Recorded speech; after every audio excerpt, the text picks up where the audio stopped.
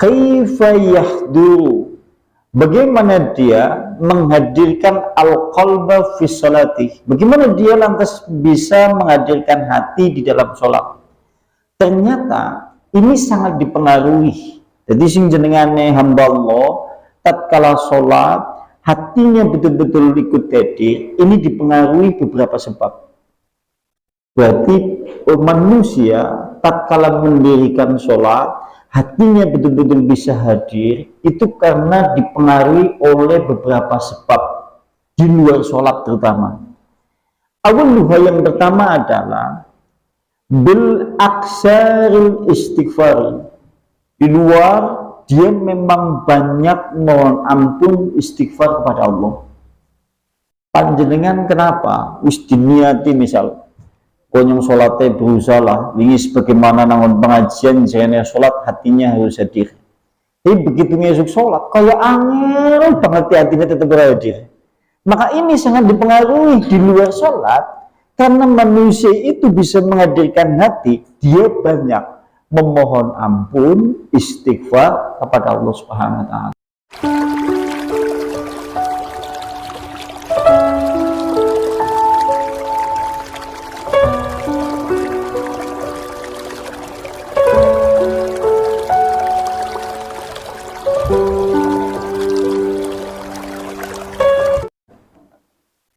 Wa'lam, maka ketahuilah anna sholata arkanan wa aujaban, anna sholata arkanan wa wajibatin wa sunnanan wa ruhuha an-niyatu wal ikhlasu wal khusyuhu wal khusyumu wa hudurul qalbi.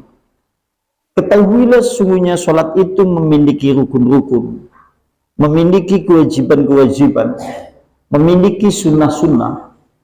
Dan yang namanya rohani sholat, sing jenengane rohani sholat adalah an-niyatu, al-ikhlasu, khusyuk, kemudian yang keempat hudurul qalbi.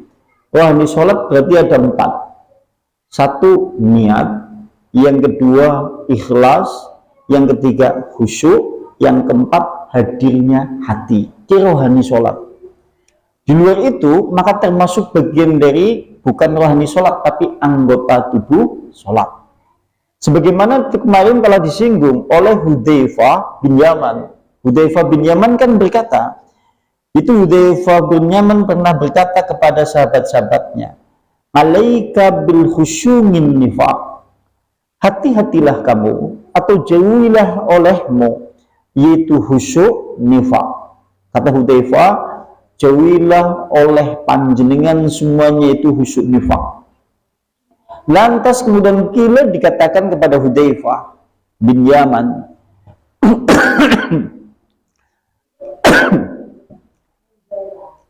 apa yang dimaksud dengan al-khusyuk nifaq? Lantas kemudian dikatakan kepada beliau itu Hudzaifah, apa yang dimaksud dengan khusyuk nifaq? Qala, kemudian berkata Hudzaifah, yang dimaksud dengan khusyuk nifaq adalah antarul jasad khusingan wal qalbu laisa bil khusi.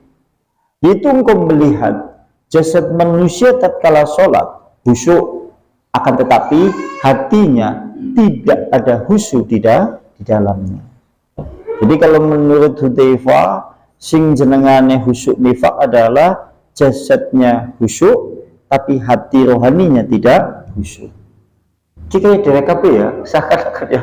Jadi ucapannya itu Hudzaifah bin Yaman, sekalipun kepada sahabat-sahabatnya di dulu, zaman dulu, tapi yang paling tepat ibu dewe. Karena kita kebanyakan seperti itu gitu loh. Jadi jasadnya nampak sholat, tapi rohaninya tidak sholat.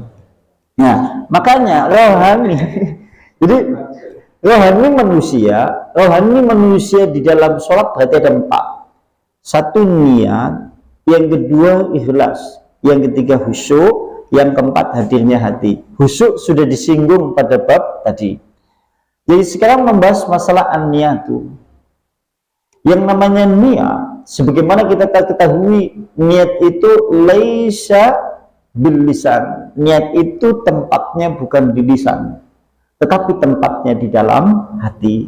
Berarti panjenengan tatkala berniat, asal hati itu sudah berbicara, sudah memang betul-betul melafadzkan niat-niat itu sudah mencukupi, sekalipun tidak ada di lisan. Kemudian berikutnya, wal ikhlasu, yang namanya ikhlas ini sangat menentukan baik dan tidaknya sholat. Sing jenengane ikhlas ini sangat menentukan baik dan tidaknya sholat, karena kita ketahui ikhlas itu adalah syarat di antaranya amalan itu bisa dianggap sebagai amal soleh. Sebagaimana yaitu Fudail bin Iyad dulu disinggung pernah, amal soleh itu syaratnya dua, satu ikhlas, yang kedua shawab. Ikhlas di sini maksudnya adalah bersih dari segala syirik, bersih dari segala riya, bersih dari segala tujuan-tujuan selain Allah. Nah, kata Fudail bin Iyad ini yang sering terjadi. Barang siapa beramal soleh untuk manusia, maka riya. Barang siapa beramal soleh untuk kemudian manusia, maka itu yang disebut dengan riya. Barang siapa meninggalkan amal soleh untuk selain Allah, maka itu syirik. Yang jadi catatan itu yang kedua. Kalau kita beramal soleh untuk tujuan manusia, jelas itu adalah sesuatu yang tujuannya adalah riya. Termasuk bagian dari beramal soleh tujuan manusia, tujuan selain Allah itu banyak sebetulnya. Tujuan dunia termasuk riya.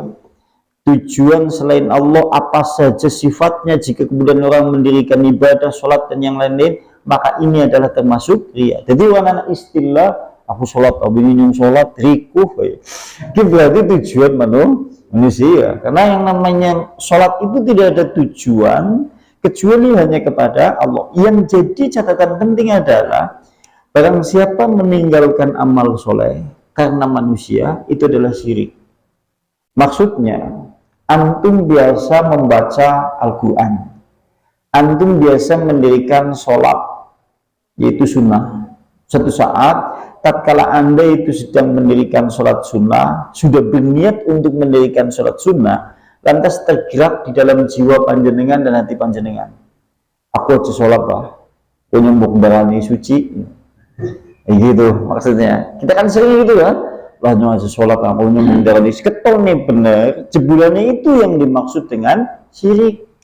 Jadi kalau kita mengikuti kata hati itu, lah daripada nyong sholat kok nyong berani sok suci, sholat sunnah lah, daripada kemudian saya itu mendirikan sholat sunat itu karena dianggap nanti mbok suci, atau dikiranya kemudian yaitu suci, nanti lebih baik saya tidak sholatnya. Panjenengan meninggalkan amal soleh karena dorongan jiwa yang seperti itu, ini syirik. Contoh, panjenengan wis biasa maca Al-Quran nang rumah, begitu suatu saat jenengan lagi maca Al-Quran, anak wong liwat di depan rumah anda atau di samping anda, terus krungu yaitu bunyi kakinya tatkala melangkah. Lantas jenengan tergerak di dalam jiwa hati panjenengan, aja maca Al-Quran lah, karena tanggaku nyombok kerumuk, nyombok darani pamer. Lantas ia tutup Al-Qurannya, maka ini yang dimaksud dengan syirik. Dan kita kebanyakan terjebak pada pola yang kedua. Pateni lah dua kali, buk suruh-suruh, buk darani gambok apa, buk darani pamer. Ini padahal yang namanya syirik seperti itu. Karena apa? Meninggalkan amal soleh karena manusia. Dan ini manusia seringnya yang tidak terasa dalam perkara permasalahan itu. Karena kita tahu yang namanya syarat amal soleh diantaranya adalah ikhlas dan shawab. Shawab adalah yaitu benar karena menurut contoh Rasulullah Shallallahu Alaihi Wasallam. Khusyuk tadi sudah, ikhlas sudah, niat sudah. Sekarang hudurul qalbi yang agak panjang ini, hadirnya hati. Lantas kemudian berkata, kalau seandainya panjenengan bertanya, kaifa yahduru, bagaimana dia menghadirkan al-qalba fi sholati, bagaimana dia lantas bisa menghadirkan hati di dalam sholat. Ternyata ini sangat dipengaruhi. Jadi sing jenengane hamba Allah tatkala sholat hati hatinya betul-betul ikut hadir, ini dipengaruhi beberapa sebab. Berarti manusia tatkala mendirikan sholat, hatinya betul-betul bisa hadir, itu karena dipengaruhi oleh beberapa sebab di luar sholat terutama. Awal yang pertama adalah bil aksaril istighfar. Di luar dia memang banyak mohon ampun istighfar kepada Allah. Panjenengan kenapa? Wis diniati misal konyong sholatnya berusaha lah, ini sebagaimana nangon pengajian jangan sholat hatinya harus hadir. Tapi begitu ngesuk sholat kayak angel banget hatinya tetap hadir. Maka ini sangat dipengaruhi di luar sholat, karena manusia itu bisa menghadirkan hati, dia banyak memohon ampun, istighfar kepada Allah Subhanahu wa Ta'ala. Kira-kira mohon ampuni kepada Allah, astagfirullah, astagfirullah, astagfirullah, astagfirullah, seperti itu. Yang kedua, ini yang kedua disebutkan yaitu di dalam kitab ini, supaya kemudian manusia bisa menghadirkan hati. Yang kedua adalah jiwa yang senantiasa tobat, jiwa yang senantiasa tobat kembali kepada Allah Subhanahu wa Ta'ala, menyadari dosa-dosa yang selama ini ia lakukan, maka di dalam sholat ia paling banyak menghadirkan hati. Dewek jiwane usahakna kayak wong tobat terus itu. Kita panjenengan ini zaman ben pertama kali tobat, masya Allah, ngajine ya masya Allah, sholatnya ya masya Allah mempenge, siki begitu mengene melempem, gendong. Karena jiwa tobatnya itu hilang seakan-akan gitu ya. Tapi tatkala kita baru kemudian merasa banyak dosa, baru bertobat kepada Allah, seakan-akan kita betul-betul ringan untuk melakukan amal soleh. Melakukan amal soleh baik ibadah sholat ataupun apa saja, seakan-akan hati ikut hadir di dalamnya. Mulane anak ulama tabi'in di zaman dulu itu disebutkan, inna qalbal taib, sesungguhnya hati orang yang bertaubat itu seperti cermin. Hati jiwa wong sing tobat ki kayak kaca. Dia akan bisa melihat mana kesalahannya, sehingga pula ia bisa melihat dirinya banyak memiliki dosa. Lantas kemudian dia betul-betul memohon ampun kepada Allah. Dewek ning ora tobat berarti orang duwe kaca ngilo berarti ngilo nek kambi tobat. Jadi karena memang jiwa yang tobat nanti akan bisa menjadikan manusia tatkala sholat atau tatkala beribadah hatinya ikut hadir. Jadi selama ini sholat tahun-tahunan 10 tahun, 20 tahun, 30 tahun, kenapa kemudian susah untuk menghadirkan hati? Boleh jadi mungkin jiwa kita bukan termasuk jiwa-jiwa yang bertobat kepada Allah, atau merasa kadang-kadang dari Islamkan dosane, wah, bagaimana? Dia kan seakan-akan gitu ya, seakan-akan merasa iya pede dosane langkai gitu, mentang-mentang wis ibadah suwe. Padahal kalau kita lihat yang namanya menghadirkan hati ini sangat ditopang, sangat ditunjang oleh taubat kepada Allah Subhanahu wa Ta'ala. Maka usahakan Anda itu seakan-akan menjadi orang yang senantiasa tobat. Bagaimana caranya? Hamba itu merasakan jiwa hati rohaninya seakan-akan seperti orang yang banyak bertobat kepada Allah. Masya Allah. Jenengan wong tobat kan masya Allah. Contoh nek wong wis kapok, dheweke wis tobat temenan lah. Dheweke kalau suatu saat dia memang sudah betul-betul tobat sungguh-sungguh, duduk astagfirullah ya Allah, jaga ngelingan biyen astagfirullah ya Allah, wis kangen ngambi sholat padahal gue isi jam 10 tobat masalahnya. Tapi begitu wis tobat setahun, 2 tahun, 3 tahun, 4 tahun, sikis biasa maning. Makanya tatkala kemudian kita beribadah sholat, usahakan jiwa kita itu seperti orang yang tobat di zaman dulu. Panjenengan ingat itu, tatkala ada hamba Allah yang baru bertobat setelah dia itu lepas dari dunia hitam. Panjenengan emut-emut wong sing tobat telah kemudian melepaskan semua sesuatu yang hitam. Kan masya Allah, mangkate gasik dewek, gelem adzan, gelem qomat, jago ngantung, berarti kami maca istighfar ya Allah, ngomong ambi bojone, ngomong ambi anake iya nek dipikir-pikir nyung bodoh temen ben ora salat gue. Dia terus pertama, iki dia. Ini masya Allah nanti bojone gede-gede, alhamdulillah bojoku sedikit tobat, iki kan. Begitu mengeneng-eneng, nyatanya seperti biasa. Sehingga tatkala sholat, bagaimana mungkin bisa menghadirkan hati? Hati ini dewek orang, hadirkan nasiki merasa bersih dari dosa. Karena boleh jadi mungkin seperti itu. Dan berikutnya, kemudian innal qalba sakina, sesungguhnya hati yang tenang. Hati yang tenang ini juga hati yang selalu hadir untuk senantiasa di dalam khusyuk di dalam sholat. Manusia atine kan dibagi telu. Satu jenengane qalbun salim, yang kedua qalbun marid, yang ketiga qalbun mayyit. Nah, qalbun salim atau hati yang selamat, hati yang tenang inilah hati yang senantiasa hadir tatkala dia mendirikan sholat. Dewek nek pas sholat, atine ora hadir, berarti hatine udu hati sakinah, bukan hati salim, tapi hati yang nomor 2 atau yang nomor 3. Ini yang bahaya nih ya. Sing nomor 2 yaitu qalbun marid, hati yang berpenyakit. Akeh dosane, ning rasa ora duwe dosa. Kadang-kadang gawe amal soleh, kadang-kadang gawe kebagusan. Nuju-nuju kalau dia berbuat dosa, mohon ampun ya Allah, tapi ngesuk dipilih mening. Maksiat jalan, ibadah ya jalan. Ki jenengane qalbun marid. Qalbun mayyit, hati yang mati, ini hati yang dimiliki oleh orang-orang kafir, orang-orang yang ingkar, orang-orang yang menantang ayat-ayat Allah, orang-orang yang senantiasa mendustakan Allah dan mendustakan Rasulnya. Maka jika hati marid, hati yang berpenyakit atau hati yang mati itu sholat, tidak hadir. Sampean kalau satu saat hatinya berpenyakit, hatinya kemudian mati, tatkala sholat hatinya tidak mungkin hadir.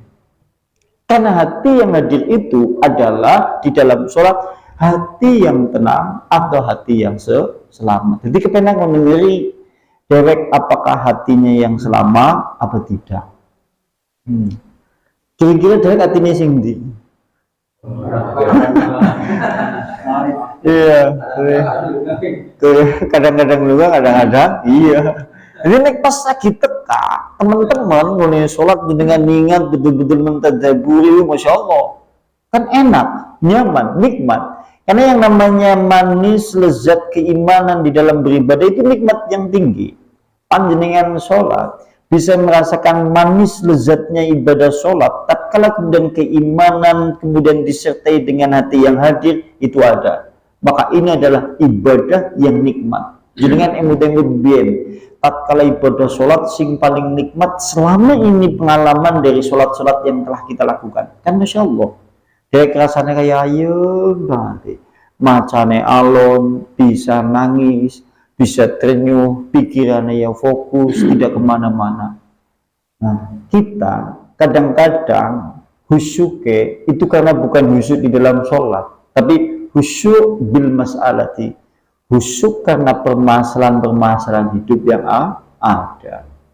Bojone di PHK, anaknya telu meriang loro, belum bayar SPP kabehan, ngesuk duit disuruh anak beras wis entek. Wah, bojone wis kayak gue kesu-kesu, baik sholat biasanya sing gue mandan khusyuk. Ini jenengane khusyuk didorong oleh masalah hidup. Itu pikirannya khusyuk. Ya Allah. Tapi janjiannya khusyuknya udah khusyuk sholat, tapi khusyuk karena permasalahan hidup yang ada. Jadi kan itu sering ya. Mulanya fungsi ujian dan cobaan diantaranya ngeling supaya hati panjenengan bagaimana rasanya tatkala sholat itu hati kemudian ikut hadir di dalamnya. Fungsinya tujuannya ujian cobaan seperti itu. Ana wong lanang ya iku ditinggal nang bojone ora bali-bali, pamite mang warung, jebulan ora bali wis ana setahun. Kedingan, pemadang kedingan. Salat iku mah lusuk. Allahu Akbar Sri dan ora bali-bali. Ya seperti itu. Jangan kayak husuk karena permasalahan hidup, bukan karena husuk di dalam sholat. Jadi kira-kira sing itu. Iya sing modelnya itu. Tuh gitu. Jadi hadirnya hati ini sangat dipengaruhi oleh hati yang tenang, hati yang selamat.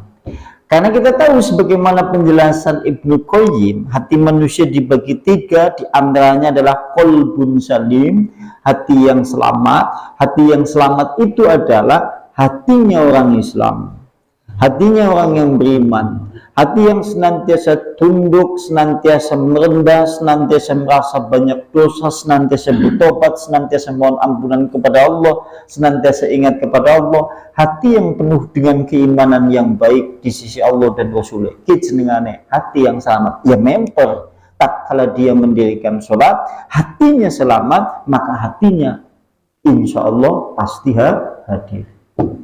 Dewek kebanyakan karena hati ini bunangan di wah. Contoh misalnya gini, pernah ada seorang ulama itu pernah dia berkata seperti ini, aina wajadtu qalbi, katanya, di manakah aku ingin menemukan hatiku, katanya. Dia mengeluhkan di dalam jiwanya kehampaan hidup. Dia mengeluhkan selama ini sudah beribadah kepada Allah tapi merasa hampa. Kita kadang-kadang kan kayak gitu. Sholat, sudah mengaji, sudah banyak beribadah, tapi hidup seakan-akan itu hampa dan kosong. Kayak seakan-akan hidup itu tidak bernilai, sehingga seakan-akan mengalami kejenuhan di dalam hidup. Sekalipun mungkin harta benda ada, dunia juga punya, tapi kadang-kadang manusia dihantam satu kehampaan. Ulama di zaman dulu pernah ada yang mengeluhkan seperti itu. Di mana aku meletakkan hatiku? Di mana kemudian aku mendapatkan hatiku? Lantas kalau kemudian dia berkata seperti itu, kemudian dia berjalan-jalan.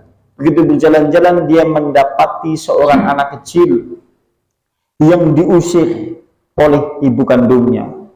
Ibu kandungnya sambil menutup pintu dengan keras, kemudian mengusir anak perempuan itu.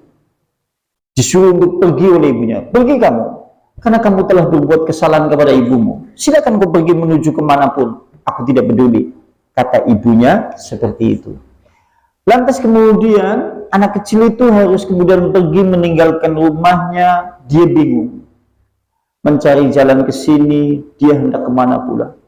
Mencari jalan kemana pun dia bingung pula. Yang ada di pikirannya adalah kembali ke rumahnya menemui ibunya. Lantas kemudian kejadian itu disaksikan oleh ulama itu. Akhirnya anak kecil itu kembali ke pintu rumah ibunya sambil menempelkan pipi, kemudian dia menangis. Sambil menempelkan pipi, cekelang gawang pintu, anak kecil itu kemudian menangis. Ya ummah, katanya, wahai ibu, kemana pula jika ibu kemudian menutup pintu? Kemana pula aku hendak menuju ke pintu-pintu dunia ini? Tidak ada pintu yang bisa aku ketuk kecuali pintumu, wahai ibu. Kalau seandainya kemudian engkau mengusirku, kemana lagi kemudian aku hendak pulang? Lantas kemudian ibunya melihat dari sisi jendela sambil meneteskan air mata melihat anaknya seperti itu. Ibunya akhirnya tidak tega. Kemudian keluar, dipeluk oleh ibunya. Anaknya kemudian sambil berkata ibunya kepada anaknya, wahai anakku, kalau seandainya engkau tidak berbuat durhaka, bagaimana mungkin aku akan mengusirmu? Bagaimana mungkin aku akan memarahimu? Jika engkau taat tunduk kepada ibumu, maka sungguh aku tidak sedikit pun menaruh perasaan yang tega sedikit pun kepadamu. Lantas begitu melihat kejadian seperti itu, ulama tersebut berkata, sekarang aku barulah menemukan hatiku. Maksudnya adalah selama ini hatinya hampa karena permasalahan kita tidak betul-betul mengetuk pintu langit yang dimiliki oleh Allah Subhanahu wa taala. Sambil menempelkan pipi seakan-akan sambil meneteskan air mata, bertobat kembali kepada Allah Subhanahu wa taala. Karena ini adalah untuk mengembalikan hati yang tadinya berpenyakit, kemudian hati itu bisa kembali lagi ke tempatnya dalam keadaan hati yang selamat. Oke, contoh disebutkan di dalam kalangan ulama. Dewek mbok gue. Kalau hati nang di senjanya ya. Dewek kan sering seperti itu ya. Seakan-akan mendirikan sholat, tapi hati itu entah kemana.